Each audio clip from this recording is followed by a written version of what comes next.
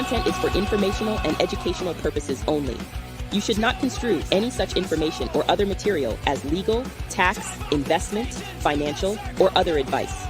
Nothing contained here constitutes a solicitation, recommendation, endorsement, or offer to buy or sell any securities or other financial instruments whatsoever by Draper Gorin Blockchain, aka DGB, the presenter, or other associated parties for the content being provided. Please do your own due diligence and seek proper counsel. Boom. Welcome to number 33, Crypto Family Hang. We have an old-time, long-time guest, Kristina Bruhan. Yeah. It's good to be home back at Draper Gorin Blockchain here. Heck yeah. Excited to have you on.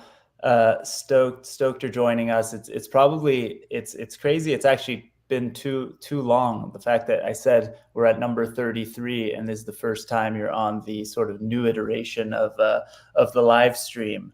But those of you who don't know, Kristina is an OG in the crypto and blockchain community.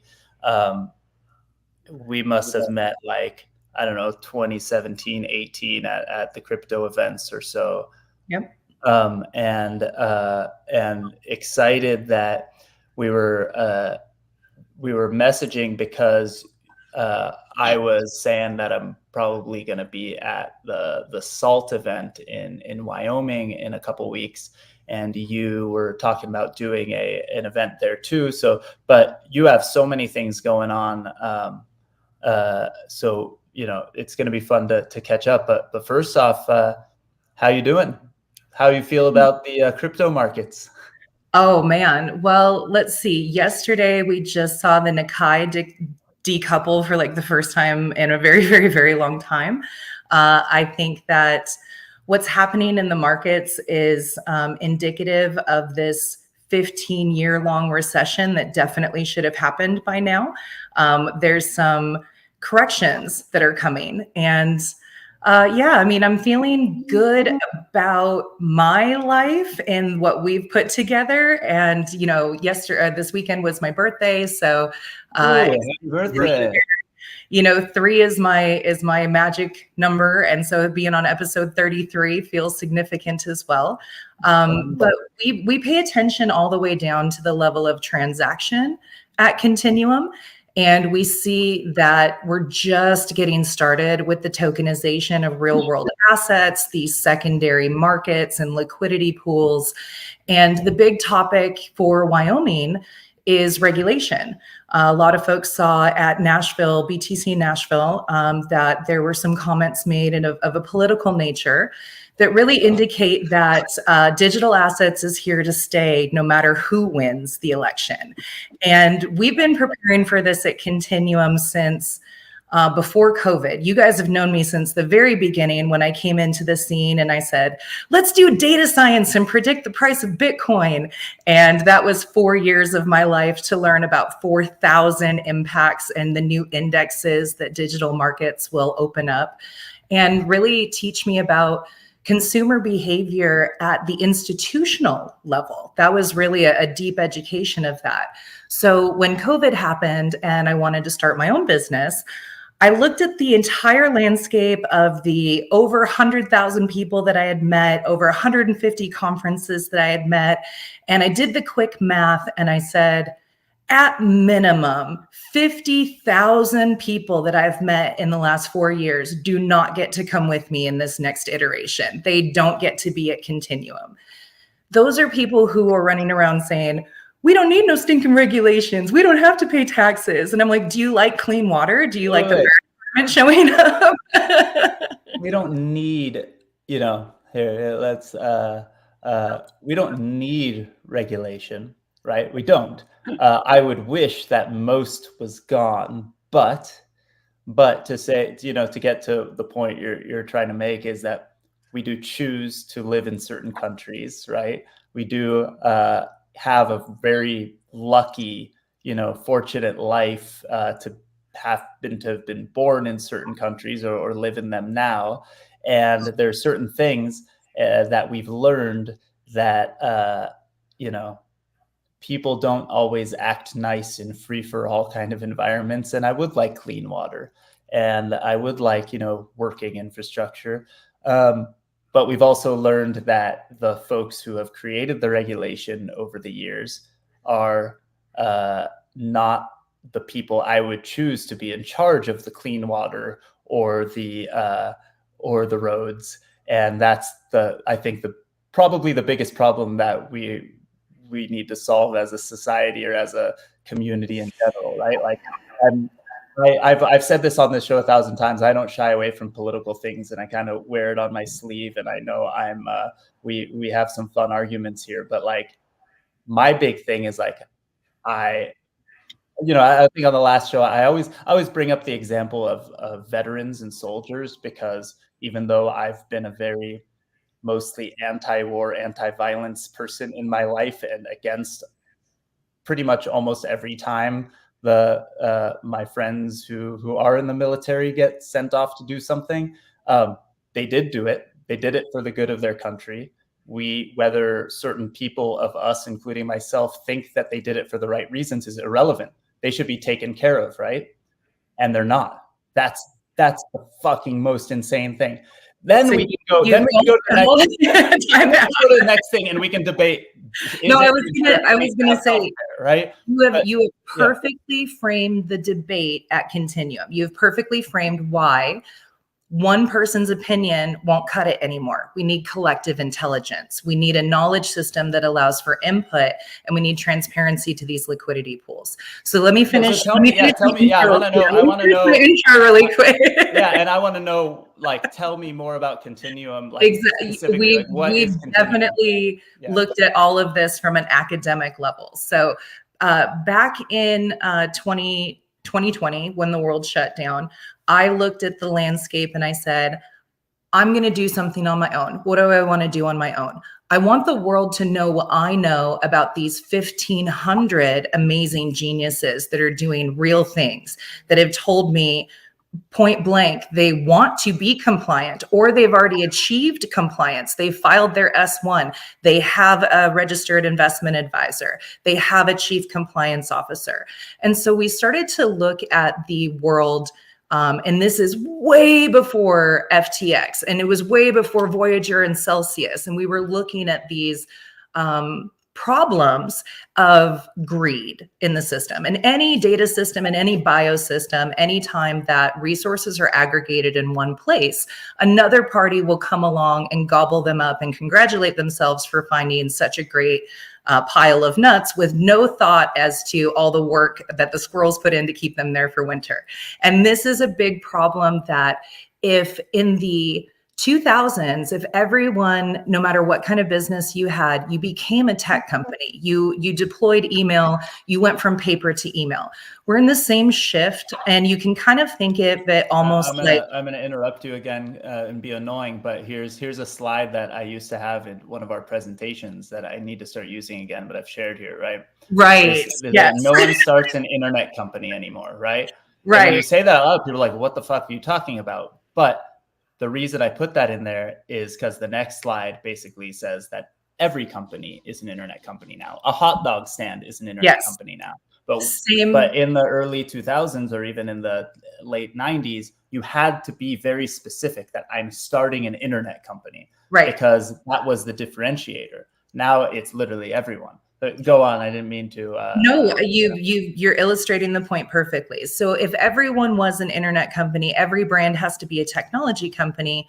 With digital assets, you need to not only be a technology company, but also be a bank. You have to understand assets on the books, and you have to understand liquidity pools. You have to understand that this tech is brilliant once it's set up properly, but setting it up will require a steep learning curve for Fortune 500 and institutions like nonprofits to be able to use these digital assets in a way that benefits their community. So we realized, I have a 20-year background in Fortune 500. I was the PMO office. I care about SOC compliance and SOX compliance. And I realized very quickly with digital asset standards, the cybersecurity component of it is what everyone's missing. You can be a registered investment advisor and look at a digital assets deal. If you don't understand the cybersecurity or the custody components of these transactions, you can't really sign off on that deal. And so I realized that there's just no way for everyone to come to the table knowing everything they need to know.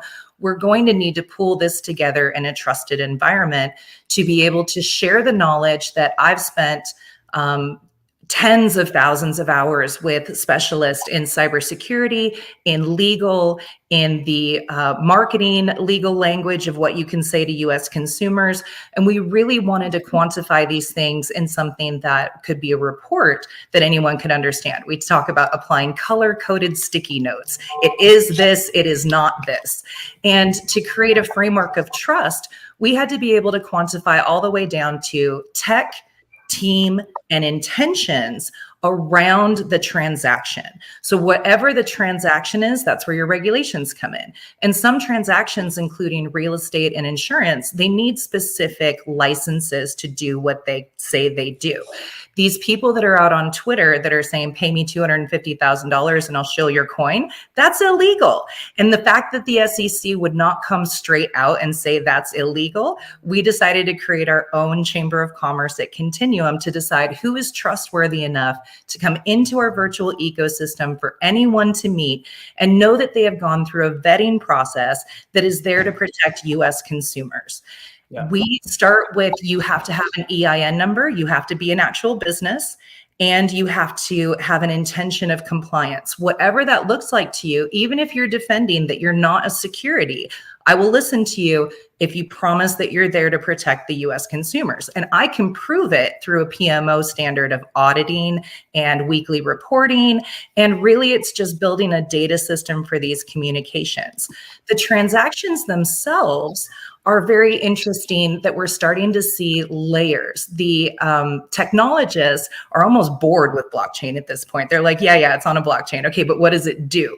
And that's where we're starting to see things in Africa and South America and Asia. And we're seeing tribal sovereign lands that just recently separated from Honduras, and they're setting up their blockchain commodities. In SALT in 2 weeks, we're going to be meeting with the CFTC and their digital science department about how these new indexes are going to work, about the privacy around commodities that could be a national security threat to our food supply. This is all data. And we wanted to start with a perspective that there's definitely a right answer and a wrong answer when you come to me and you say, hey, I want to be part of your community. And I ask you, what are you doing? I am listening to everything. And specifically, I'm looking to see if I would recommend your brand to enter into strategic partnerships with the people that I protect on a daily basis. And if you want to be part of that commerce and be at the Fortune 500 level, you need to know what your SLAs are. You need to know what your cybersecurity model is, and you need to be generating enough revenue to afford those things. These are all the pain points that we found that startups had, and the investors had the exact same pain points where they didn't know how to look at the landscape and actually perform due diligence. So we're gap analysis and gap remediation for the Fortune 500 institutional level. And we're teaching family offices and ultra high net worth individuals that these digital assets are not scary. They are just a different form of moving the liquidity pool around. And are you doing this, are you going to those Fortune 500 companies and consulting directly with them? Or are you just creating, like you mentioned, the sort of Chamber of Commerce idea? Are you trying to be the FINRA for digital assets and blockchain? Like, are you a nonprofit like that just educates? How like if I'm at I don't know, what's a Fortune 500 company? If I'm at Johnson & Johnson and I want Kristina to help me, how do you do it? We absolutely do corporate education. You would go to continuum.market and reach out to us through the website Contact Us page, and we would get you set up. It depends on what you're trying to accomplish. And a lot of these brands just need discovery. They need a safe place to ask their questions and not feel stupid. And that's what we've set up through now to the end of the year. We have once a month in-person meetups. They're part of the blockchain and AI conference circuit. So since SALT was happening, they wanted us to come into town and teach everyone. So we're doing a 3-day summit, August 19th through the 22nd. You can find that information under the featured at Continuum page at our website. You can register and be there for free. We have a virtual arm if you can't be there in person. And just like we're doing in Wyoming, we'll take that with us to Singapore in September. In October, we're going to both Santa Monica, where we're shutting down Ocean Avenue on that Monday for the entire Silicon Beach coming together from the Chamber of Commerce of Santa Monica. And all week long, Continuum will have activations and be showcasing our brands, but teaching the investors and teaching the enterprise side of things is very much what our forte is. You asked if I wanted to be the FINRA. No, I want FINRA to be the FINRA. I want SEC to be the SEC. I want the CFTC to be the CFTC. Well, I mentioned FINRA because it's a self-regulating organization, right? It's the industry. Right. They need a data system that talks to each other. We want to be the data system that talks to each other so they can talk to each other and know what's going on with the brand. Because as you know, Alon, you know that they can start out as a security and an investment and they become so decentralized, they are kind of more like a commodity. And so that evolution is where the project management side of Continuum comes from. So our community is aggregated together of experts that believes in digital assets. They believe in pro-human AI. They understand the threat of AI. They are technologists at heart, but mostly they want to understand commerce. Everything we do ties back to the actual transaction and the commerce. Very cool. Very cool. So what's, tell me more, about what the event in Wyoming is going to look like, right? Because I know that SALT is happening at the same time. SALT, well, it's not the SALT main conference. It's the SALT kind of blockchain, the blockchain focused SALT event that's focused on regulation and all that, because of Wyoming being kind of a beacon in the United States, at least, of a state that's trying to do the right thing. What kind of content and stuff are you guys going to do at your event? Is it going to be more networking? Is it going to be panels and content? What is your event going to look like? So I'll give a shout out to Wyoming Blockchain Symposium, which is the I'm in Washington, which is the Wyoming state effort bringing together all of their blockchain experts. And as Alon mentioned, the regulation conversation. Wyoming is the SALT kickoff day for them is a fundraising party for Senator Lummis. And down the road, we will be hosting Crypto Mondays, interviewing the former director of CFTC, J. Christopher Giancarlo. So Crypto Mondays is going to kick off the event. On Tuesday, we'll have our breakfast, our VIP breakfast, and then workshops start from noon to 4 p.m. With basically an hour for every topic. And the house that we're in has a main area where we'll be doing the main workshop education. But at any time, you can go into any of our breakout rooms and have a conversation with specific creators and innovators, specific investors talking about their thesis. It's a very transparent, collaborative environment. I do share a lot of IP at these events. I will just say, hey, what I would do if I was in your shoes is this. And a lot of times that's kind of what solidifies to them where they're like, oh, we need Kristina. We can only pull this off if she's with us for the whole journey. So I knew that I couldn't be everywhere all at once. So I was going to use my AI background to bring together a node structure for true collective intelligence that allows any one of our members to give their opinions on their own brand and the other brands in the ecosystem. We're particularly interested in some of our like head of market research or former commodities traders, former securities traders, the people who are truly in capital markets, the people that the family offices listen to. Those people are teaching me all kinds of new things around liquidity pools and the regulations of what could be happening if you had adding in digital assets to real estate, for example, becomes very interesting all the way down to the liquidity pools in the insurance industry. So there's a ripple effect that goes across all global commerce. And even though Continuum started with US consumers in mind, the EU is by far creating the most strict regulations for EU consumers. We think that'll be the global Fortune 500 standard. And they just released their AI standards as well, which, as we predicted several years ago, to regulate AI, you have to regulate everything. Everything that is machine intelligence is now regulated. So algorithms are now regulated. Trading algorithms that are proprietary at some of these capital shops are now regulated. This is a really big landscape that people, especially in Wyoming, with some of the red versus blue versus purple, kind of data points swirling around it, the opinions on the regulation of these liquidity pools is really what's up for debate. Even without being political, it's very clear that certain political parties want to reach into pockets and say, that's my money, money, money, money, money, money. And I'm going to disperse it how I want to, but without giving any transparency. And then there's another side that says, I want to control the pipeline of the commerce. I want all the money coming to me, and you don't get to reach into my pocket anymore.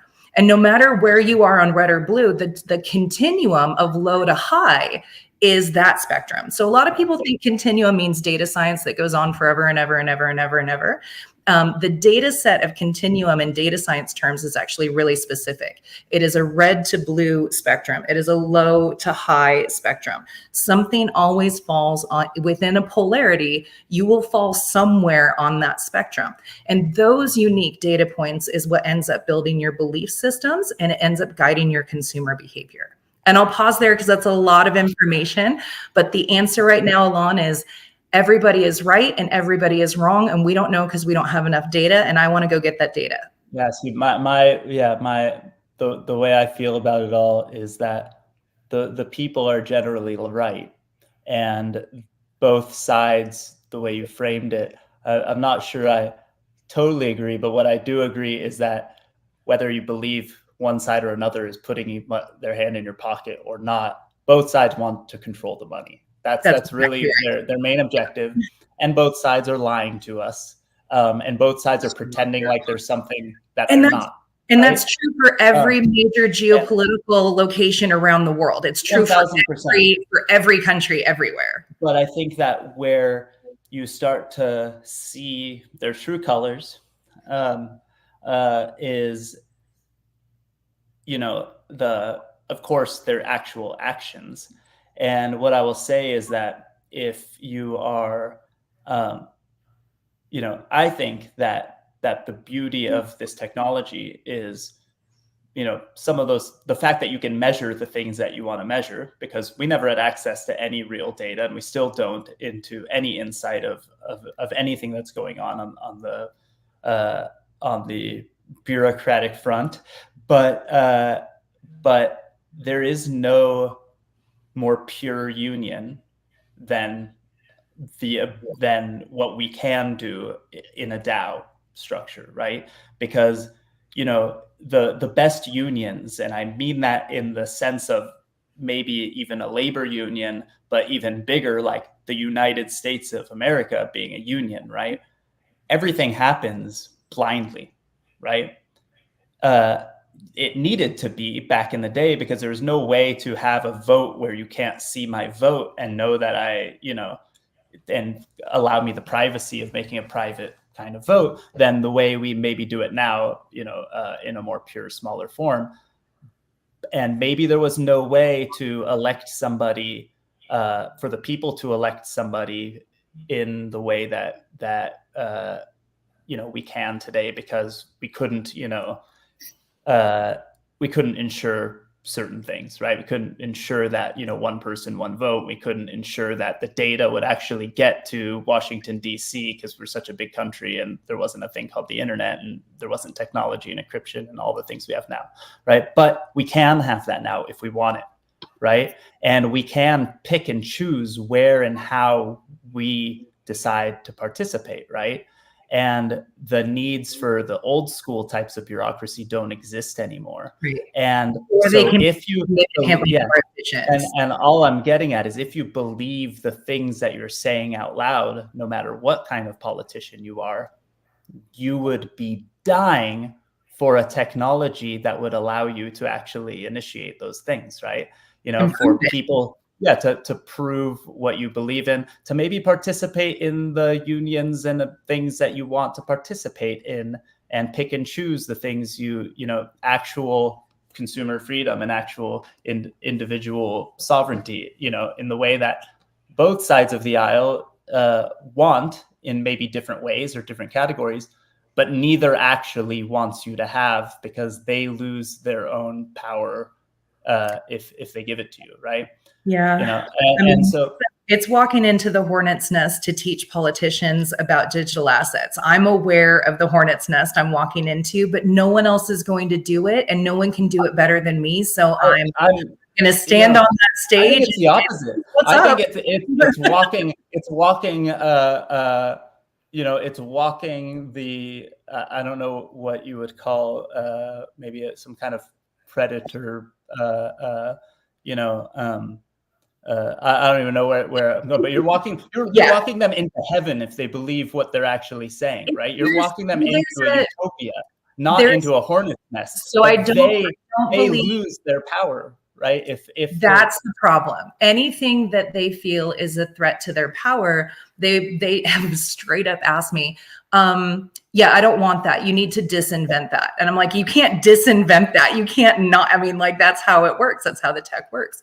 But I do think that we're going to find a political landscape where competency in technology and competency in finance and the ability to translate that to the way that every man, my cousins, my people that I graduated high school with that are not technologists, if a politician can prove competency to that, then yes, in theory, they could have a blockchain system where we were able to see that those policies that they said during the campaign actually tied out to policies that were implemented. But as you know, that's not the way our government works. A lot of layers get put in between there. Politics is the art of compromise. Politics is the art of really disagreeing with someone and choosing to not murder them and working it out through policy instead. And we know that the policy is what's going to change. And if we can create communication channels from those average US American citizens of what they want to see in their government, you then have to tackle the concept of a weighted matrice of who do we listen to? Who is an informed advocate for that? So we worked the problem backwards and we said, I've got 1,500 experts that are informed. I have 1,500 of them. All I need to do is build the data system so they can download their concepts. Yeah. We know that everything that we think is normal will shift in the next 2 years. David Rankin has been with me at these events, these weekly networkings that we're doing. He's listened in on the conversations. This is happening at a grassroots level. And I think that David has a bigger insight than most into the consumer behavior of what you can really truly expect my cousins to be able to wrap their head around versus what the tools that are going to come out over the next 2 years. Okay, so I'm going to give a little pushback here. So one of the things I think that was interesting about Monday, right? And I think as more investors become savvy investors, I think they're going to start realizing this. I had a brokerage, which I got an order in early in the morning on 6 o'clock, but about 8 o'clock, their front end to their brokerage wasn't working anymore, along with a number of brokers, which is really interesting that they happen to go down when the market is having a whole bunch of volatility, right? Where in the world of DeFi, we don't really have that problem. Now, the cost of transactions go up when there's volatility, but we don't actually have it going down. And so when you have two different accounts, I messaged my broker yesterday and going, hey, yo, what's up with your system? Why can we not get? He's all, we can't get into either. Our guys internally can't get into their accounts either. So it's not just you. It's like, well, that doesn't make me feel better. I'm just giving you a heads up. I'm like, in the meantime, doing DeFi transactions. I have liquidity pools set up, earning fees. I'm like, there's a whole solution to all of this. Mm-hmm. Well, it's we funny. haven't figured that out yet. We have not figured it out. The actual liquidity pool of a bank if you do a wire transfer on a Friday and it doesn't hit until that Monday, what they're allowed to do with that money between Friday to Monday is its own liquidity pool that will absolutely be disrupted if they implement instant reconciliation. So there are all kinds of sneaky little status quo things out there where they're not incentivized to change this because they built the system. Here's the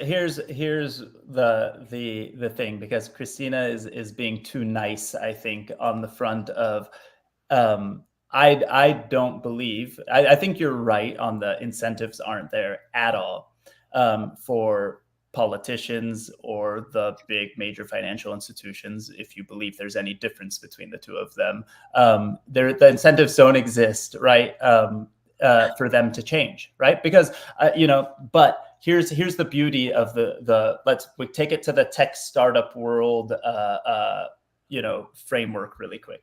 It used to be that you would try to make the best product that you could, or maybe promise certain things and try your best, right? To be a new tech startup and try to maybe disrupt the existing world. And the most important thing you could probably do is your marketing and your moat. Your moat would be what keeps somebody in. On the government side, there's the greatest moat already pre-built. It's the actual land we live on and where we are physically. And it's not easy, although it's much easier today than ever before, to just leave, right? And especially if you have a family, and especially if you love your country or where you live or your city or your neighborhood and whatever, you don't want to move and leave just because you disagree with certain things. So they have the greatest moat that exists ever. But with technology over time, if we're talking about going back to the tech company side, having a good moat is no longer an acceptable practice, right? Sucking people in and not letting them go. There's some rules and regs that maybe even stop some of that, but it's so easy now, right? It used to be that your bank had a great moat, right? Because you already had your money there. To take your money out is a pain in the butt. And then you physically take money and move it to another bank. That's just not easy. And your paycheck's already automatically going in. All these things are like a moat that keeps you from going to the next thing. But as everything is digitized over time and online banking, and the average, young person never goes into a bank. The average person doesn't go into a bank anymore like we used to have to do all the time. The moat dies away, right? And there's more and more, to use a crypto term, more and more bridges exist, whether you like them or not, as a financial institution. So you have to now go to the most important part, which actually means you have to have a good product. And your product has to be better than other people's. And that could be, if we're talking about banks, it could mean you actually giving someone a real amount of interest in their savings account, because now they could actually quantify staying in one place versus another, but just having a good product, right? And that could mean customer support. It can mean a bunch of things depending on what we're doing. If we're going to the context of government and all of that, what's happening today is that the resistance to this kind of technology, or the resistance to adopting new things, is very, very transparently obvious that they're trying to keep their moat and keep you from being able to go somewhere else to receive the type of things that a government is supposed to do for you. Now, we're stuck in those things unless we decide we want to leave our country and all that. But the best thing that's going to happen in the short term is that the government is going to have to compete, right? And if I'm not talking about government now, let's go to Fortune 500s, right? If you're talking about the biggest banks in the world, right? They make money off of their fees. They make money off of the float of waiting those days. They make money off of your paycheck, because in the time you even get your paycheck, now it's a lot of times instant, whatever. But in the time that you don't deposit your paycheck, if you still get an actual check or whatever, that money is making them more money, right? Every dollar you have in their account is making them more money.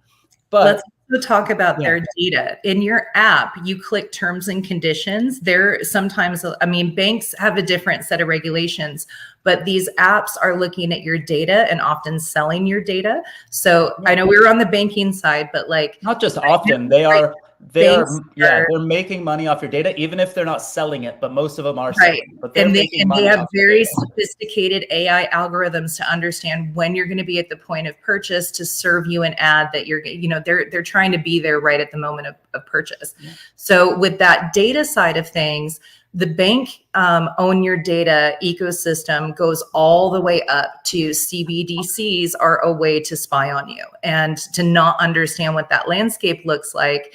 And to just blindly hand that over. Now, if those are the products you want and you're getting reward benefits because they're giving you a token for using their CBDC and they set you up with a DeFi pool that basically just prints free money, and those are the services that they offer at their bank, is that illegal?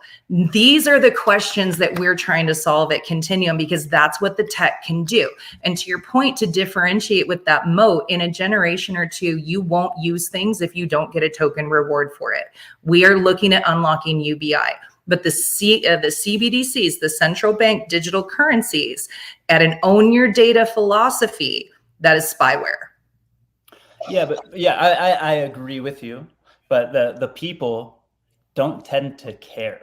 Right. I know. I've 20 years they don't care about data. And I don't know if that data to me. I think that certain people do, and it happens in waves where people are like, oh my God, I'm going to be mad at Facebook or something, right? Because of sentiment driven. Like it's very similar to everything else. It's sentiment driven and it's marketing and whatever. But here's where we're at the end of the day. People care for convenience. People haven't seemed to care at all about any of the rest of it as a general market. But I do think that there is a different approach, right? There needs to be smart regulation, and consumers need to be protected from predatory practices and things like that. But the approach, in my opinion, from the very, very highest level thing of where I was getting at with the tech side of that analogy of having the best product is the most important. You know who doesn't care about a moat and who doesn't care about bridges to other products and competitors are people who are absolutely 1,000,000% confident that their product is better than the other people. And if we're going to go, let's go, and I am like the exact opposite of a nationalism believer or nationalist type of person when it comes to my own country, but I still believe that United States is probably a better place to live than most other places. The US dollar is still a better currency than other fiat currencies, right? So I don't believe it's better than Bitcoin or Ethereum or some others, but I'm going to we'll stay at that. I think that the politicians are still very old school and in the mindset of how do we protect it? And they're protecting it in the way you used to have to protect things or felt they had to, which is out of fear, right? And they're afraid, so they're going to push back. If they came to it with confidence, and some of them say some of this stuff out loud, but their actions don't back it up, which is if a politician went, this is great, you know what? Build better products, build better things, try to build them in America. And America is the best country in the world, so I'll never be afraid of it. The US dollar is the best currency in the world, I'll never be afraid of it. Then it would be a great approach. One, from a marketing perspective, you might actually, even if you don't totally believe it, it would be helpful. And then they try to compete with those things. You know what? If you believe the US dollar is better than Bitcoin, make it more sound, right? Make it. The rest of the world will benefit from that too, because most of the people still believe US dollar is the benchmark, right? But neither side actually does that. One side might say some of this out loud, but they're a bunch of hypocrites and liars, and they destroyed the whole system too. But where I'm getting at is this also works with the Fortune 500 world, right? If these banks and institutions acted more progressively, right, they would see that not just kids, they talk about this like it's teenagers, like it's and it's insignificant, but so many more of our friends and family do not carry cash, but at the end of every meal that they have with friends, send each other money on Venmo, send each other money through Cash App or whatever, right?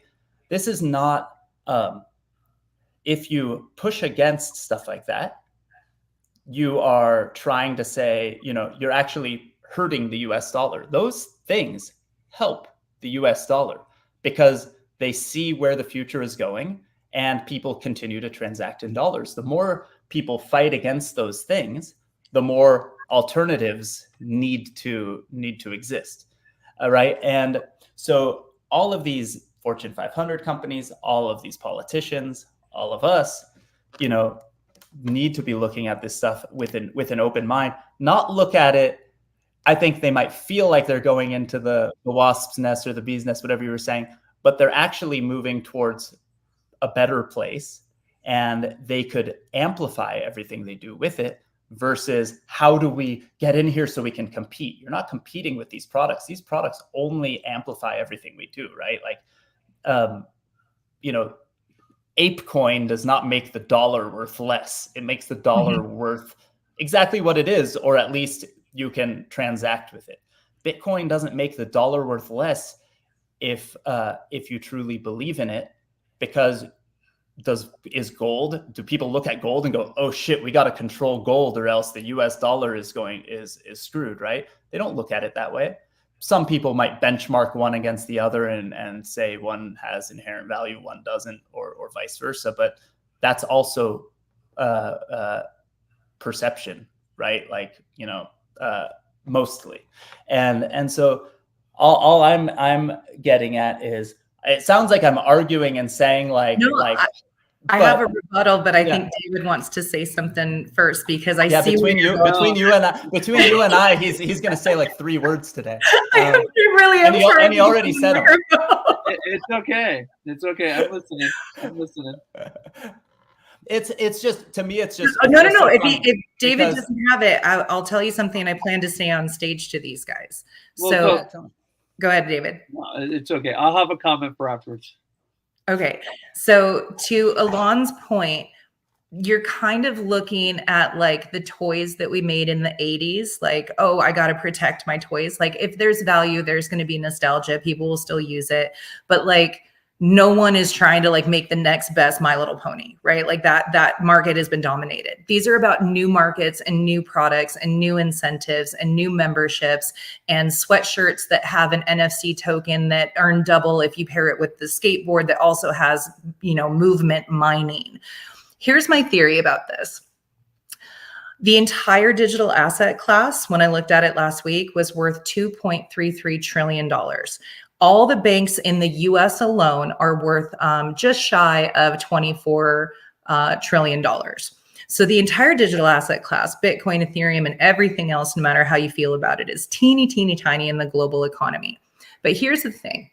People who make it big with these monies, with these new systems, when they have the money and they look to spend it, they're either spending it into the economy, buying, luxury goods or going on vacation, but they're buying things, they're driving commerce.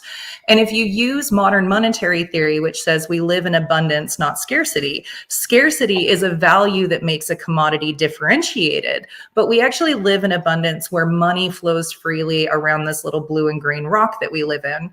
What you're talking about is digitizing someone's attention, the fact they clicked a button and they got a reward. And when those accumulate enough and they decide to cash out, those off ramps have taxes and reporting capabilities, and that becomes essentially fiat, which is more money that people, at least in my family, they would love to have a couple extra $100 a month just for planning for college or going on vacation or buying that thing that was going to be really expensive, or the dog needs a tooth surgery. These are real things in real people's lives where a couple $100 would really make a difference. And the way that I look at that is that if we're enabling systems for people to get a couple extra $100 a month, then that money is going to be spent in their own backyard, in their own commerce ecosystem is the most likely place that that money is going to get spent, therefore driving the global economy. So I'm curious your thoughts on that, because I plan to say this on stage in 2 weeks. I think I'm totally with you, and I think what the best thing that can happen from things like this is, again, this is potentially a point against the United States, but I don't think it's significant enough to hurt us. It will only help the rest of the world. But I think that what's happening with our space is exactly what you're talking about. And the average person, and when I say the average person, I don't necessarily mean the average US person, because the average US person might be a high net worth individual in certain other countries. But in those other countries, their data to advertisers or things might be worth a little less or something in various points in time. But in general, they'll be able to participate in the same things we do, which we are finally being able to participate in the same things maybe investment bankers or people we couldn't even imagine about a few years ago are able to do because of this technology. And it's going to elevate those individuals. And we are in an economy where people like to point at crypto people and the meme from the mainstream is maybe like they're looking at apes and they're looking at ridiculousness and going like, these people are just playing with magical internet money and it's a luxury and it's bullshit and it doesn't count. But we're in a shitty economy right now. Inflation is fucked. It's been bad, and it's worse than anyone wants to say on either side of the aisle, because they're both to blame for it. But even talking about it just on one side or the other, and they're trying to also keep people from panicking and things like that. But really, the main thing is it's bad. It's hard. Like not just, like all of the normal stuff that's existed for years now that like, hey, Americans don't have a savings account. They won't without debt, without their credit cards, they wouldn't be able to fix a flat tire and things like that. That exists, but now everything's inflated and McDonald's costs, $10 for a meal now. And that sounds ridiculous, but it's meaningful. And so I think what you're saying is absolutely right. And we want that to exist, right? We want to all be rewarded for the things we're being extracted from right now, but things have to change in a major way. I think for it's happening. I think that what you're pitching to the Fortune 500s is exactly what they need, and they need you. I think that when you say them going into the hornet's nest, that's how they feel today. But I would flip the marketing if I was selling your product and say, this is your gates. This is the gate to utopia. This is what's going to keep you keep you in business. I think they need to not feel like they're going to the hornet's nest. I feel like they need to understand their building's on fire right now. And here's the fire extinguisher, right? And if they're not innovating with blockchain and AI, they're going to lose market share to someone who is. I mean, at the end of the day, one of my famous Fortune 500 posts was, selling burgers and pancakes. Like you're still just selling burgers and pancakes. You need to create the loyalty, and that's where gaming and gamification comes in. If you look at, I think it's I'm going to mess this up, but I think it's RuneScape. And if you look at their assets of just buying gems or buying an axe upgrade or whatever, it is $74 billion in liquid assets day to day. If that was tokenized, that is a real capital markets liquidity pool that would mean something. But the moment that it goes beyond the four walls, right? If it's a gaming token or a gaming digital currency, if you can take that outside of the game or take it to another game, that's where the regulations start to kick in. So I think that these rewards are going to rebalance themselves in capital markets. I mean, it's the same reason I don't pay attention to meme coins. I don't care what they are. They're not going to be around in 2030. Wow, my lights just went off. Sorry, 1 second, guys. That was so dramatic. Yeah. You turned into full investigative journalism. Deep statedness. Yeah. Where's my face? Hi, there's my face. Let me try and shift this around because we actually just lost power in the whole house here. Oh, So, no. hi, there we are. Where is my camera? All right, The troubleshooting real fact that time. you kept internet connection though, so are you connected through Yeah, through but your phone right now? Yeah, I mean, we're here, but every light in the whole house just went out, so I think they're messing around with something. Yeah, if Wi-Fi is still up, don't jinx me, Elon. Well, yeah. I was going to say we're right at time, but these are exactly the problems that the world is facing as digital assets are colliding with the real world. We wanted to create a safe place with people that we would 100% recommend any of the people at Continuum.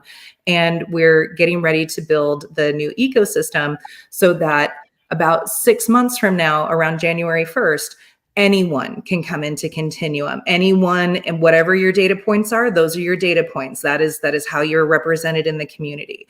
But from here till the end of the year, we're going to be on tour about once a month in person. Every Wednesday virtually, we're doing investor showcases to help some of these brands raise funds. We're matchmaking with registered investment advisors at the Series 7, 63, and 82 levels. So if you're part of that ecosystem, give me a call. If you are looking at doing fund of funds and you're trying to understand who to trust, if you're looking at anything enterprise or Fortune 500 related, a government system or a philanthropy system, all of these things are applicable with blockchain and AI. We believe in pro-human AI. We believe there's absolutely a way to build a better ecosystem in the next few years. And we do believe that there will be a new regulatory shift in 2033, upgrading all the things from 1934, and we will have a new baseline as we move into the next century. I love it. And I think you're spot on in everything. And what I'll just say to amplify what you're talking about before we sign off is that not just are you unlocking, the possibilities for these institutions to reward their people and keep them and compete with the others in that way. Especially we started the conversation where you mentioned RWAs and things being tokenized, real world assets. It's like the buzzword for what used to be called like a security token or a digital asset, whatever way you want to talk about it, tokenizing real world things or digitizing real world things. The banks and institutions currently cannot offer products to 90-something% of their customers, because the old school method means that I actually need to talk to a human being for them to offer me debt against certain real world assets, right? They need to do due diligence, do all these things. As they're digitized, they will not just be able to compete in the way Kristina was saying, but also they're going to unlock a lot more opportunity to lend money and sell products to all the rest of their customers that right now require too much human intervention. And that will unlock billions or trillions of dollars of more revenue to these institutions. So it's not just what Kristina is talking about, it's even more and more and more and more. And each layer, you peel of the onion, there's more products. So it's, and they, like I was talking about before, some of these groups have the ultimate moat. We feel stuck in them already. But every day, the moat gets smaller and their value proposition gets smaller unless they do what Kristina is talking about. And then their value can even go up. And does it meet certain individual products? Maybe individual products can beat them in certain ways, but as a whole, people will stay with them, right? Or if you go back to the .com days, there was a really cool graphic from like 10 years ago called the unbundling of a bank. People should check that out because it showed the Wells Fargo homepage and then it showed every link on the page being disrupted by an individual company that was doing that better than Wells Fargo. But what happened over the next 10 years? Wells Fargo or one of the big major banks bought each one of those existing firms. That's what you'll see. Or Fidelity. Shout out to Fidelity. We think you're going to own majority of the crypto market in 10 years. I think they've been definitely ahead of the curve. So anyway, we'll have Kristina back more often. I'd love to have you come say this on stage in Wyoming. I mean, please. I will for sure. If I go to Wyoming, I'll let everyone know in the next couple of days. If I'm there, I'll definitely be at Kristina's event. For sure, hanging out and learning. But if Kristina will have me, I'll jump on stage and be this industry's greatest wingman, which is what I feel like my job is anyway.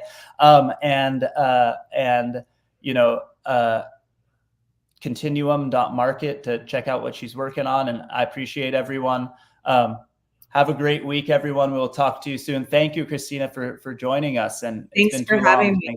Thanks for having me. At Continuum 3000 on socials. We will see you guys in the future. The future is now. Boom. I will just say last that she got her 40,000 Bitcoin. We were debating at what price Bitcoin go in the next cycle. It hit 40,000 this for a cycle. second. I thought you said 49. She got 40,000 Bitcoin. I was like, I would like that very much. I was about to yell at you. 40,000 the next cycle, and I'm like, nah. And we just got 49. He asked me to call the bottom. Well, you guys, Bitcoin was like at like 67, 69, somewhere in there, and he asked me to call the bottom, and I said, well, the line that we have is 40K. It could, if a real recession happens, go all the way down to the 3K mark again, but the institutions have shown they will buy the bottom at 40K. I'm just telling you, you got your 49. Data points. I appreciate the recognition. Anytime someone else says, Kristina, your crystal ball was right yet again, I say, thank you so much. Just barely, but it hit. Hey, we'll count that. A win is a win. That's it. All right. I'll talk to you guys. Yes, everybody. Thanks everyone.